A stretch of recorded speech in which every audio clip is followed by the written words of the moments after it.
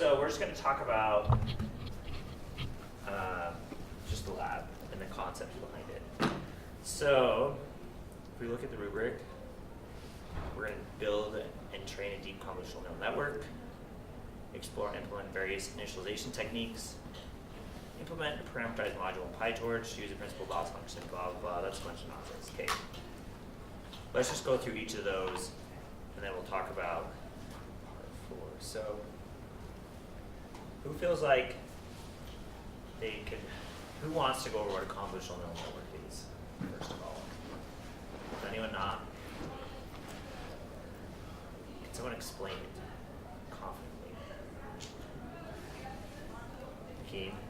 So instead of like having linear layers, you're using convolutions, which is essentially keeping the shape of your information each time. So you have like essentially, in our case, a three-dimensional set of data, right? And so instead of collapsing that all and squishing it into a line, you're keeping it in its shape as you're essentially convolving on it. Yeah, so that's a good explanation. So to set the stage, this is the same data set as last week.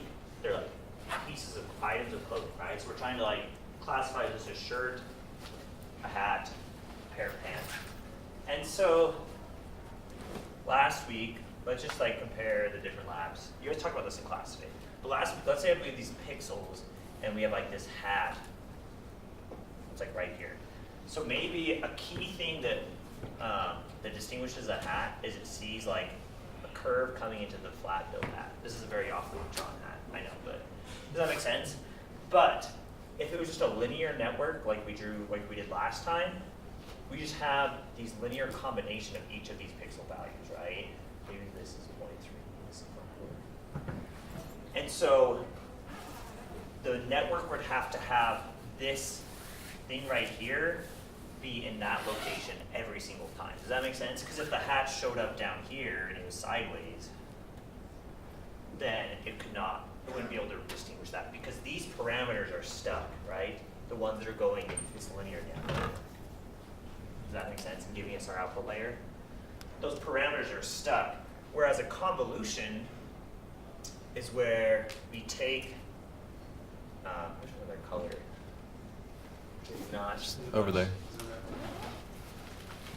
a convolution, we take a kernel and we drag it across the image, right? Is the kernel the filter?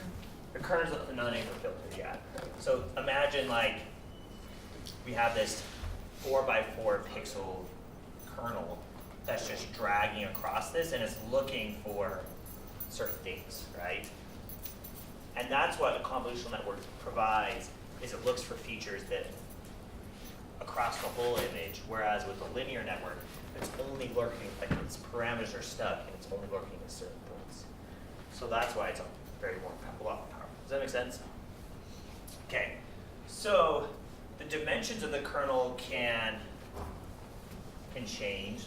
So a common filter size is 3 by 3 by 3, okay? And then we drag that across an image, and we're looking for certain features. But then also, usually what we do is we have multiple filters, so you can think of it like a 3-dimensional tensor, right? And so each layer of this tensor can find different things. So maybe one of them looks for a curve going up, another layer of the tensor kernel looks for a curve going down. And so we can set this as like 16, right? Where each layer is going across the image. So in our lab, Do you mind if I ask a quick question about the layers? yeah, Does like each layer represent like learning a different feature? Like, yeah, that's exactly right. So,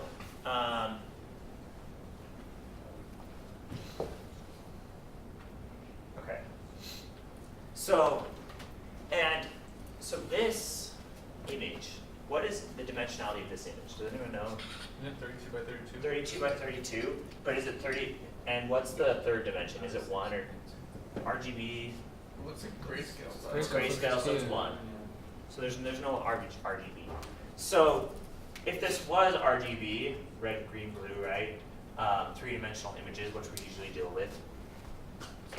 When we say a layer of the tensor, it'd actually be 3 by 3 by 3, and then we'd have 3 by 3 by 3 kernels stacked on top of it. Does that make So sense? it's 4-dimensional tensor. Yeah, it'd be a 4-dimensional tensor. That's exactly right.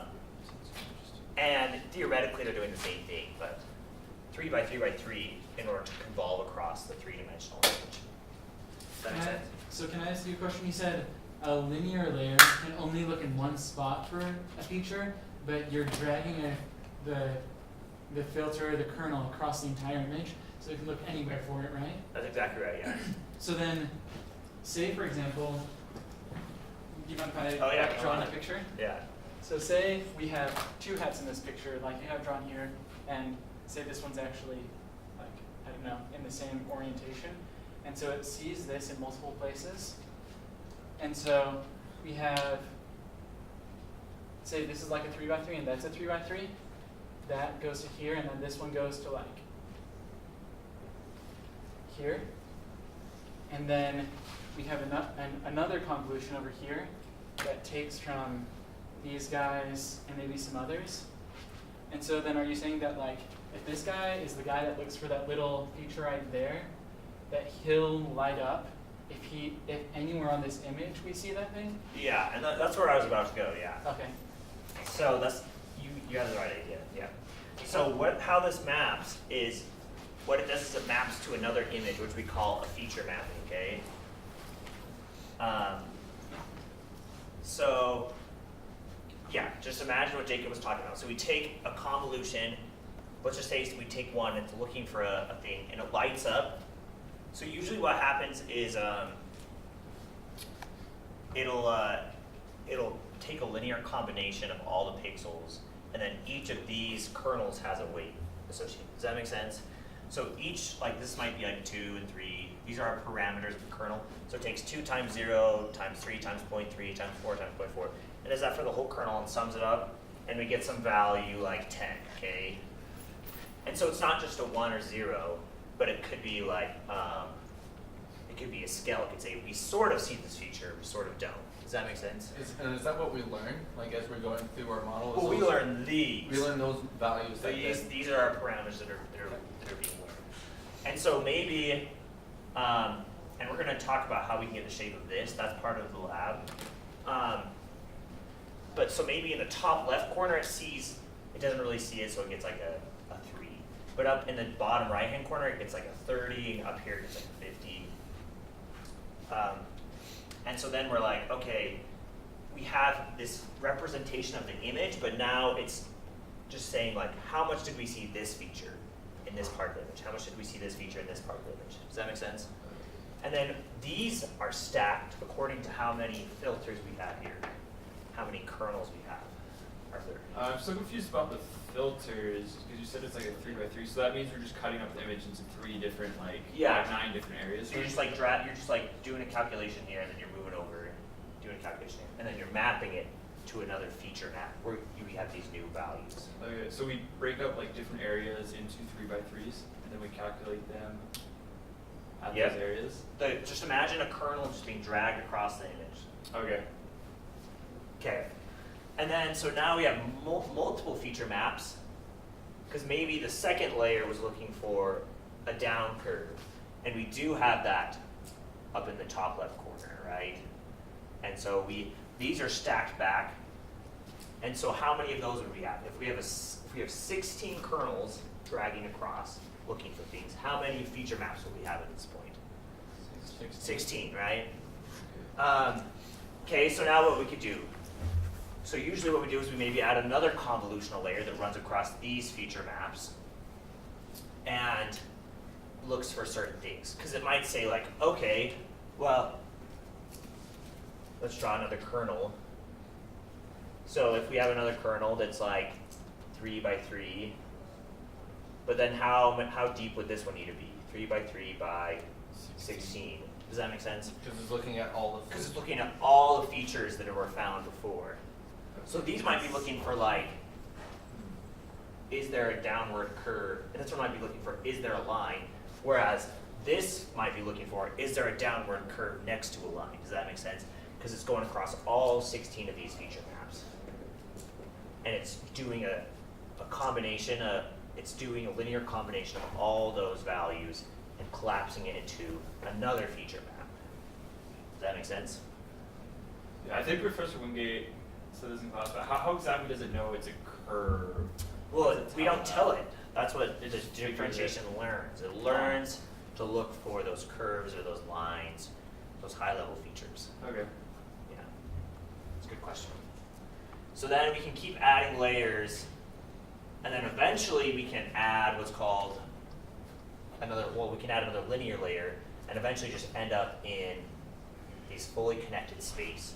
And maybe we could have 1 by 100, and then we could go to, we want as our final layer 1 by 10. I don't know if you can see that. Yeah, you can. 1 by 10, and that's just our probability, or our logits, whatever you want to say it, for our class. We say what's the most likely class, and then we can scale those and make them probabilities with a softmax. Did you talk about softmax functions? Yeah, Dr. Wingate. You did? In a previous lecture, not today. You just mentioned it briefly today. Oh, Okay, so you just take the logits, you sum them, and then you divide across. Does that make sense? So that's how a convolutional neural network works. There's a few things we need to talk about as well, just ideas, and then we can start really understanding. So there's a thing called padding. Did you talk about that today? Yeah. So that's where you can like add zeros across the image, and that just makes it so the convolution, the math, works out so that you can keep shapes maybe the way you want them to. There's what's called stride. Did you talk about that? Yes. And that's just like you can have a stride of 2. So you could like drag it and then take 2 steps and then do your next calculation. 2 steps. So that's just, these are all just tricks you can do to maybe increase or decrease computation time if the images are huge, or if you really want to preserve the image shape, which you're going to have to deal with next week's lab. That's something you have to look at. Question. So with strides, you were skipping like in like columns almost, like skipping a column as you go. Can Yeah. you skip both rows and columns, so you kind of do like a checkerboard? Would that Yeah, make sense? so your kernel would go 1, 2, 1, 2, and then when you like go to the next row, you would skip down Down 2 a full rows. row. Yeah. Could you also, while you're doing strides, also skip like horizontally? Does that make sense? The stride should be skipping both horizontally Yeah, and it's vertically. both. Okay. Because So like it is. we It will is do a for kernel that here, reason. and then we won't do a kernel in the next pixel. I We got will in the next. Okay, so it is like a checkerboard. It is, yeah. That's exactly. Stride, padding. There's something called max pooling. Did you talk about that? You can So- talk about pooling. So pooling is just where, let's say we want to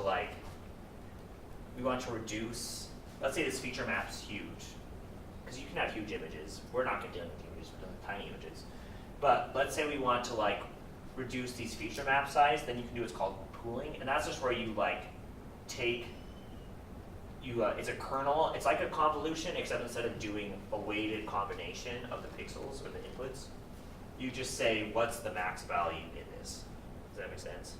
So you can say like, if this is 3, negative 20, 50, 10, and we're doing a 2 by 2 max pool, we just like take a convolution and be like, what's the max value, 50, and then you run it across the image. And that's just to reduce your image size without losing a lot of information, so it helps computation. Because it's saying like, did we see an image around here? Yeah, we saw it in this area, so we can just throw it in there. Okay, so it's kind of like blending the pixels, or like taking the max of the pixels in it. Yeah, it's just finding features. Because you're allowing the convolution to be fine-grained, but then you're just like pooling and saying, now that we've searched for those features, is it in this general area? Yeah. Gotcha. Okay, so this is an important thing we're going to practice. We're just going to do some practice. So there's this thing, output width of a So if we have an image and we want to map to a feature map, what's going to be the width of that? So it's the width of the original image minus the width of your filter plus 2 times your padding over your, what is that? Stride. Yeah, your stride. Plus So one. on your lab, there's like 20 questions where you're just going to do this calculation, okay? So just make sure you keep this handy. I just Googled how to calculate the size of your next convolutional layer, and this came up. But let's just practice real quick. So if our image is 32 by 32, and we have a padding of 1, right? And then we have a stride of 1. What's going to be our output layer? What size is the filter? Filter is 3 by 3 Okay. by 16. But we don't need to know the 16, right? So what do we do? Well, we plug that in. So what's width? 32. 32 minus filter width. 3. Is this gonna be a floor function or a ceiling function? This will be, Probably floor, I would assume. I'm not sure.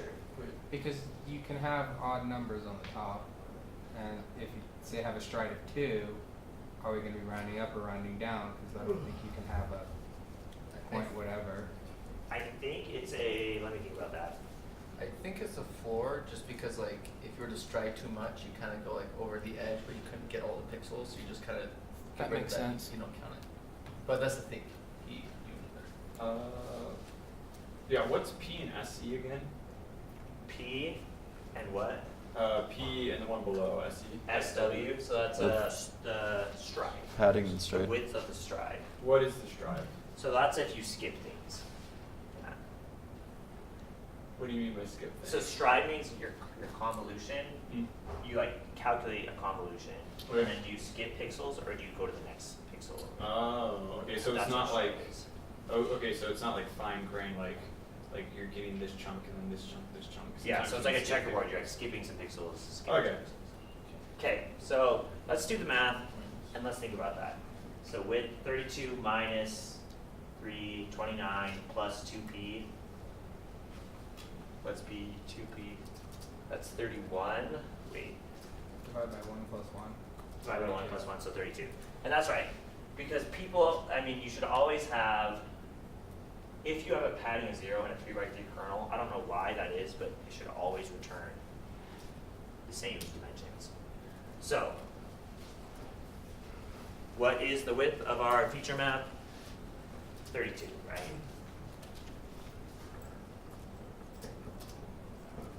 And if we were, let's change the math.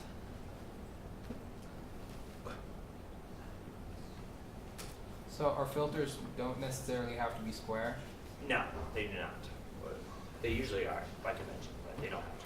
Is that because your pictures a lot of times aren't necessarily square, and so you might want a filter that's the same shape as your, or same ratio? Well, so filters, remember, are finding features, so it would just be like, usually you're just saying, I'm not sure if there's going to be really long features or wide features, so you just keep it square and let the parameters find the features. So. I thought Professor Wingate in class said that you like always want your pictures to be square. That's not necessarily true. Okay. It's easier that way, but you know, Sometimes you don't get to choose. yeah. Okay. Yeah, I think he just said that generally they all use either 3x3s or 5x5s, but you don't have You're to. talking about a couple of classes ago. He said like your input Yeah. images, it's really nice if they're square, and so like a lot of the time you like crop them and to make your job easier. Yeah, it's easier that way, but you don't have to. Okay. Definitely not. Okay, so let's change that. So let's say we add a stride of 3. Let's do that, like Jacob was talking about. So 32 minus 3. is 29. 29 plus 2p, It's 31. 31. 31 divided by 3, It's 10.3. 10.3 3. Yeah. plus 1, It would be 11.3. 11.3. I think you round, Upper. I think you round out. All the Do you? time. Okay. Let's see if this Quora page answers that.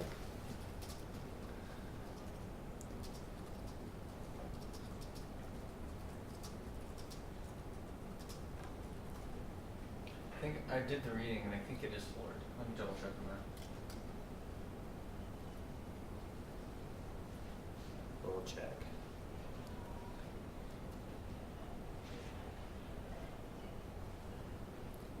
You probably either search for rounded or floor. Well, you would have to round up because otherwise you'd be cutting off part of your image. Yeah. Well, no, because this is just saying the size of the Yes, this is what you're how much mapping is it to. coming out. So let's think about that. You're not cropping your image. Let's just do a small example, okay? 6 by 6. And if our, so we have 6 by 6, padding, we'll do a padding of 1, and then we'll do a stride of 3. So that's 6 minus 3 is 3 plus 2p, which is 5, 5 over 3, 3 is 5 5 thirds is what? 1.66 plus 1, 2.66. So we're saying 2.66. And let's just do the math right now. So if we drag this thing across it, we have zeros. If we drag across, so we say 3 by 3, we go 1. Then we go 1, skip 1, skip 2, skip 3, right? Because the stride of 1 would be, I thought you said you did a 1 filter, a 1 by 1 filter. no, I do a 3 by 3. Oh. Yeah. So we do a 3 by 3 filter, we drag and we, a filter of 1, or stride of 1, we go to this, but then stride of 2, we go to here, stride of 3, we go here. And So you'd only get 2. we'd only get 2 in, so it is a 4. Yeah, it's 4. Okay. Or would that also just be considered improper inputs? Yeah. One of the examples he had in the slides didn't have a round number at the end either. I don't remember what he did with it, I but thought he said Here, something this is about how you floored. couldn't do it Floored, yeah. So you or floored. something. Okay, I don't remember. but now you know. So now you should be able to answer all of these things, I right? give 10 points. So, 10%. Greg, I actually have a question on that. Yes. So, I guess I was kind of confused because you didn't draw 6 grid points up there. Yeah. Oh, So- I meant 3 by 3. Yeah, I should have done 6 by 3. So let me just explain. Oh, you're right. This is kind of my intuition for it. But I did 3. Yeah. So I'm thinking this is our image, right? And then we have some rows. Yeah. And then give it and padding we're going too. across it, and we start here. You gotta give No, it you padding. use that and start the padding. Are Start you here. zero padding or not? Right. So we have Yeah. 0 padding, right? And so, sorry, yeah, it's centered here. I'm just tracking the middle of our The middle of our the filter? Okay. Yeah. So our filter starts here, then we have Stride a of 3. stride of So you 3, skip we go 2. 1, 1, 2, 2, 3. 3. And so this guy covers right here. If we round down, then we're losing this column. Yeah. But then so how would you account for it if you round it up? That's the question. So if you were to account So for you would have to this- pad. So you Maybe would just have- add more padding. Yeah, Well, I guess you could add more padding. 1, 2, 3. And then you would basically like looking at this. But that's not what the question's asking. It says if you're given this certain padding, what's the size of the new filter going to be? Yeah, based on, I mean, it's basically saying you're forcing your padding to be more linear, I guess. Yeah.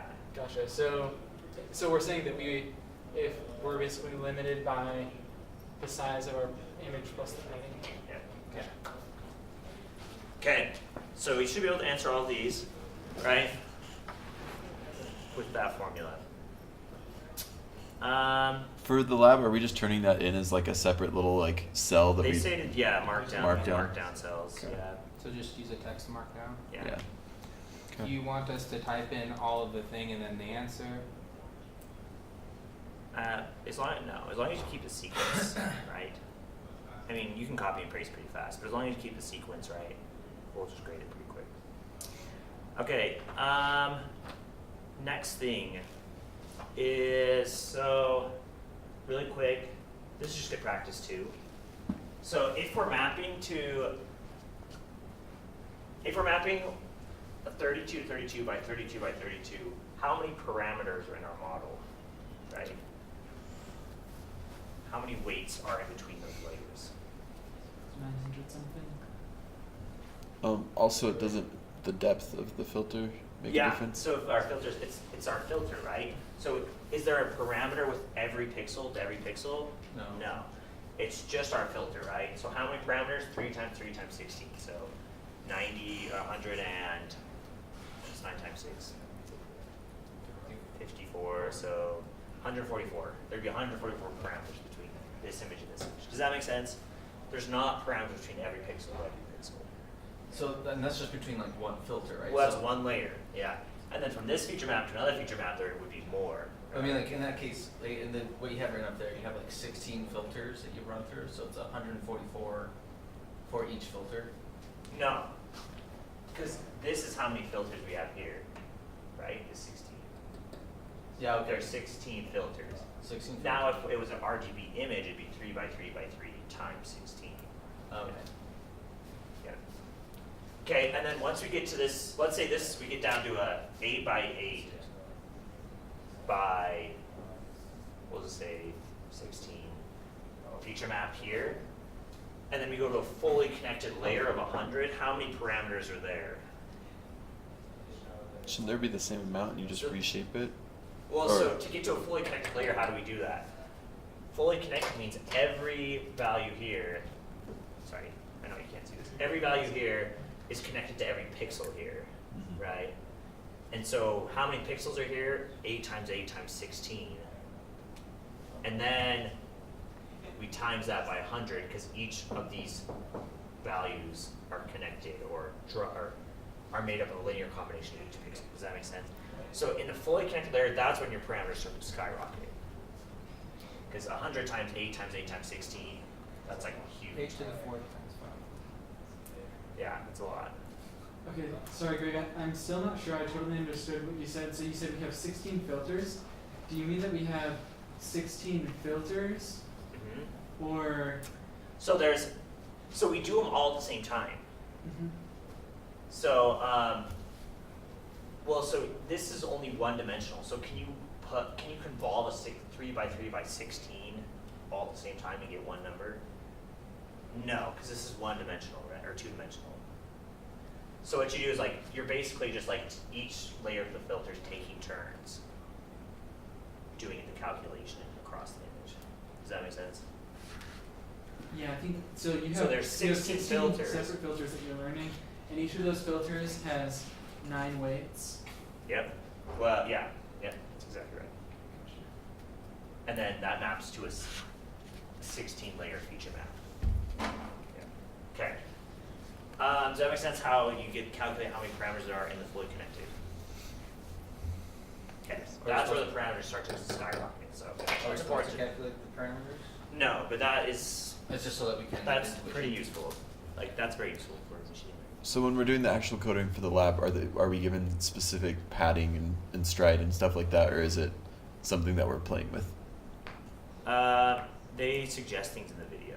Okay. So I just follow those. Yeah. I would just do a padding of 0, like 1 layer of padding, 3 by 3, and a stride of 1. I would Okay. just do that. Yeah. Okay. Xavier initialization. Do you know what initialization is? Weight initialization. This is like what you assign your. Yeah. parameters So at the very what do we start off with Purely For your random. filter, with these? random, Yeah. So there's different. different types. Like what random? -100 to 100, you know, like uniform random, Gaussian random. Make sure none are equal. You So could do random that. without replacement. So remember, we're trying to traverse, we talked about loss functions, traversing the loss function. So the crazier you start out with, so think about our loss function, okay? We're trying to descend. And what determines where we are on the surface? Does that make sense? Our function is made up of, it's a function of what? Loss is a function of what? Think about The that weights. question. The weights, right? And so where we are on that surface is determined by our weights. And so if we have crazy values, we are going to be way out in Neverland, right? And that can make it so we can't even get anywhere. We can't traverse the weight function. So your weight initialization is huge because in order to get a solid gradient and start learning, you need to make sure initialization is good. So usually what it is it's Gaussian centered around 0, small Gaussian values with a variance of maybe like 0.1. But you're going to talk about this class, so I won't get too deep into this. They suggest using Xavier initialization. And so I just Googled Xavier initialization with PyTorch. And so if you create a linear layer, you can just initialize it with Xavier uniform.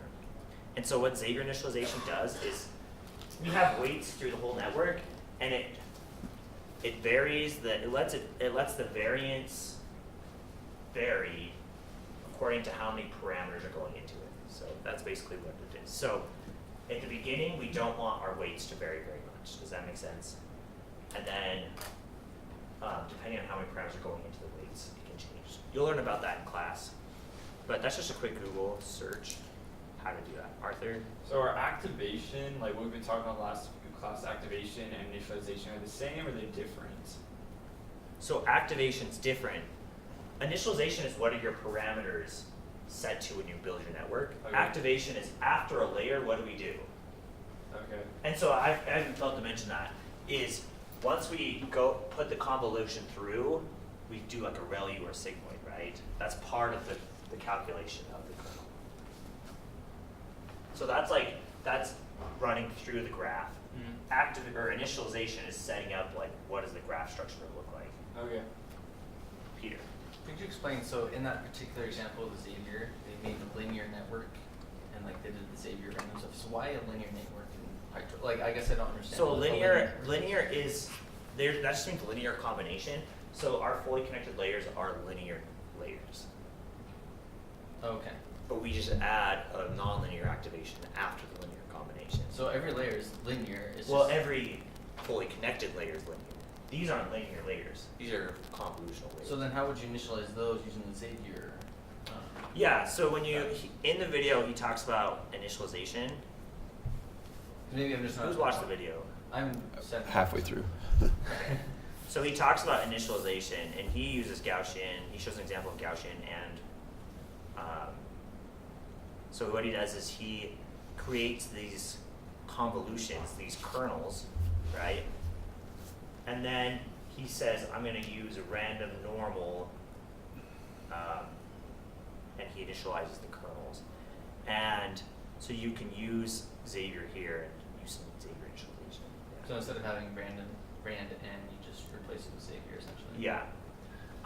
To be honest, I told a lot of you this. I was going to finish the lab and do everything, but they posted the lab so late, and I had a wedding last weekend, so I didn't get a chance to do the lab. So. That's fine. But I know the concepts.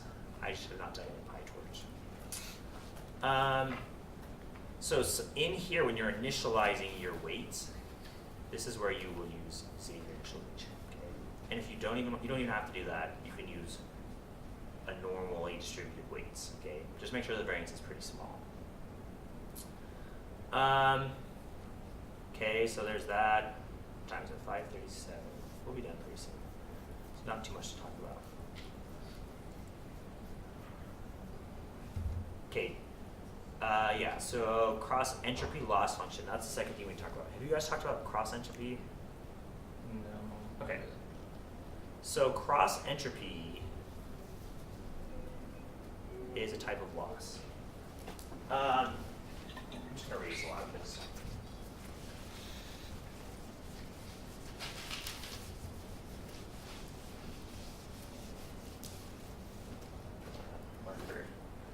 So last week's lab, we used mean square error. Mean square error as our loss function. And for mean square error, we did our actual y minus our predicted y squared. We sum that, and then we take the average, right? Mean square error. Okay. And so what that does is that's forcing, we're trying to make so our actual y is close to our predicted y. And since we're doing a classification problem, what's the dimension of our y? 1 by 1 10. by how many many classes? 10 classes. Yeah. And what's the dimensionality of our y hat? Also. 1 by 10. So technically, when we do actually this, we only passed in a 1 by 1, and then PyTorch under the hood created a 1 by 10 one-hot matrix. I talked about this last time. And what is a one-hot matrix? It's just like, it has all zeros, and then a 1 wherever the actual class was. Does that make sense? So it was just like, let's say we passed in as a y and 9, for saying that's a hat. Then PyTorch would go make a vector of zeros and put a 1 where the 9th spot is.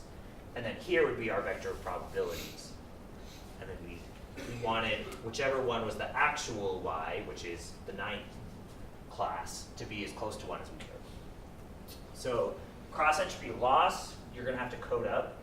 And that is, it has a similar idea, it's just the math is different. And I always forget what it is, but it's the log of, geez. Isn't it like P minus or something? We will see.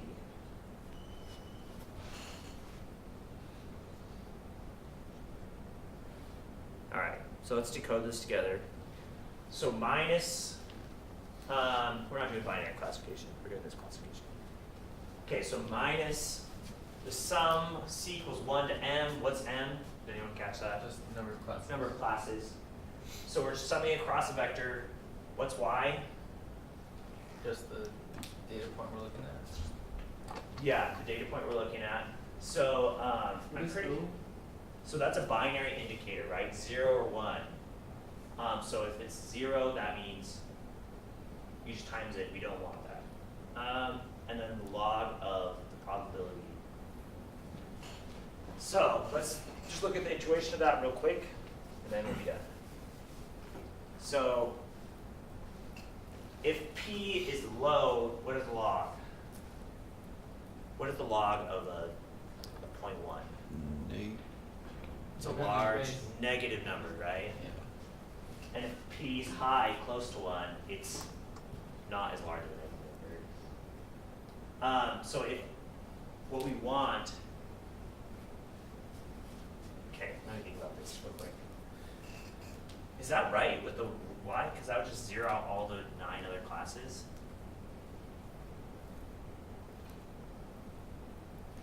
If it's the correct classification for observation. So I don't know if this is right.